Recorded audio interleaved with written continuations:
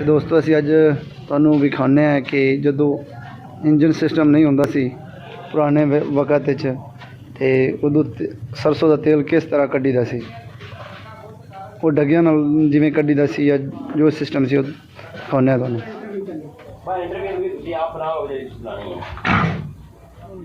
कोलू कहंदे ने जिहड़ा लक्कड़ नाल तैयार कीता गया ते आ उंदी लाठी है जिंदे विच फिरदा है।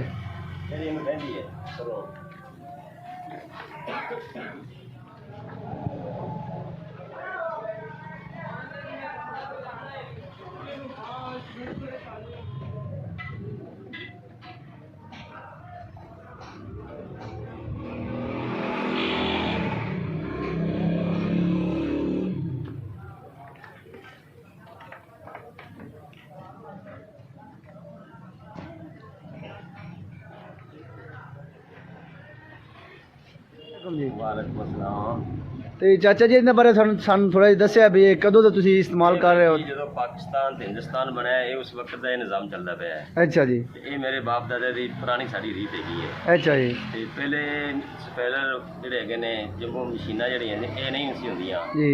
ये हुण पुराने नवे वक्त दे विच मशीन दूसरी आ गई ते लेकिन उनका तेल अच्छा नहीं होता।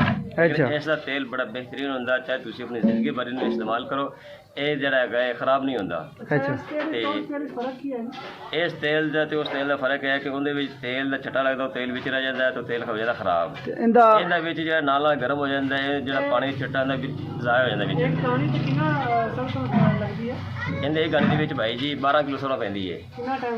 इहदे 3 घंटे लग जाते हैं 12 किलो। हाँ तो इहदी मजदूरी असीं अजकल लेने पहले असीं लैंदे सी बई दौड़ लगा सीगा सस्ता होंदा सीगा ते उदों सस्ता दौड़ दे सस्ती मजदूरी होंदी सी। अच्छा। अजकल 12 किलो ऐसी 400 रुपये मजदूरी लेने होंदी। अच्छा 2-3 घंटे लग जाते हैं हाँ जी 2-3 गाड़ी ते गाड़ी तो यानी कि 2.5 घंटे तो 3 घंटे लग जाते हैं। अच्छा। हाँ जी बस फिर 2.5 से 3 घंटे घूमता ही है। हाँ जी घूमता रहता है। एवें बस आपे ही लगे रहंदे। हाँ जी आपे लगे रहते ते असीं तकरीबन दिहाड़ी दे विच 3 तो 4 गाने कर लेने सीजन दे विच। अच्छा। हाँ जी 3-4 गाने तुसीं अपना जिंदगी भर इन्हूं इस्तेमाल करो खराब नहीं होंदा। अच्छा मतलब उनदे नाल बहुत ज़्यादा बेहतर है। बहुत ज़्यादा बेहतर है जी ये। अच्छा। ये तेल बिल्कुल आजकल आवाम लभना चाहे तो बड़ा औखा लभदा है। प्योर है तो उनदे मशीनरी च खराब हो जाता हाँ है। जी बिल्कुल जी।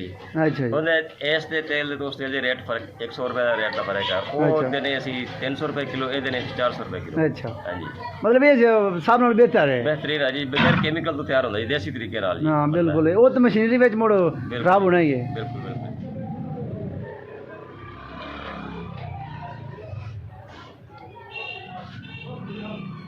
ਕਾਕਾ ਥੋੜੀ ਦੇਰ ये गाड़ी से कितना सरसों पैंदी? ਇਹਦੀ 12 ਕਿਲੋ ਸਰੋਂ ਪੈਂਦੀ ਹੈ अच्छा ਤੇ 3.5 ਕਿਲੋ ਤੇਲ ਨਿਕਲਦਾ ਹੈ। 12 किलो। ਤੇ ਇਹ ਤੇਲ ਤੁਸੀਂ ਆਪਣਾ ਜ਼ਿੰਦਗੀ ਭਰ ਇਸਤੇਮਾਲ ਕਰਦੇ ਰਹੋ। ਇਹਦੀ ਖੁਸ਼ਬੂ ਜਿਹੜੀ ਹੈ ਜ਼ਾਇਆ ਨਹੀਂ ਹੁੰਦੀ, जी तेल खराब नहीं होंदा। चार च पाओ इन्हें सालों में पकाओ। अजकल डॉक्टर हजरात कहते हैं कि लकड़ के कोलू का जोड़ा तेल इस्तेमाल करो जी जी। क्योंकि बगैर केमिकल तो तैयार होता है और एक बहुत सी बीमारियां नाल इहदा बंदा महफूज रह सकता है। जी जी कितना टाइम लगता है? सॉरी कितना टाइम लगता है इनसे? इन्हें तकरीबन 3 घंटे लग जाते हैं जी। 3 घंटे। हाँ जी एक गाड़ी से। एक गानी से ते असीं सुबह तो लैके शाम तक जी 4 गानियां मुकम्मल कर लैंदे हैं और इस तेल की मांग बहुत हैगी। ये की रेट है किलो? ये असीं हाजिर वक्त के अंदर रेट दे रहे हैं जी तकरीबन 450 रुपये किलो। अच्छा अगर कोई लेना चाहे रब्ता कर सकता? हाँ जी बिल्कुल असीं दे देंगे तेल रब्ता, लेकिन बगैर रब्ते तो नहीं मिलता क्योंकि तेल इन्नी की मांग हैगी है कि साढ़े को एडवांस पैसे जमा हो जाते हैं। जी अगर किसी बाई चाह लेना चाहना हो तो रब्ता कर सकता है जी। नंबर डिस्क्रिप्शन में दे देवां।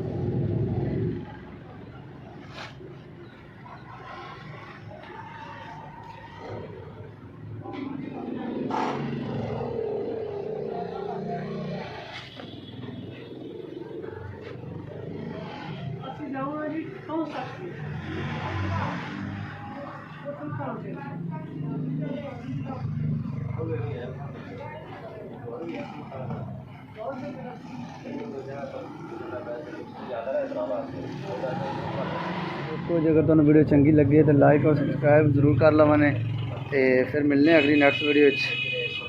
अल्लाह हाफिज़।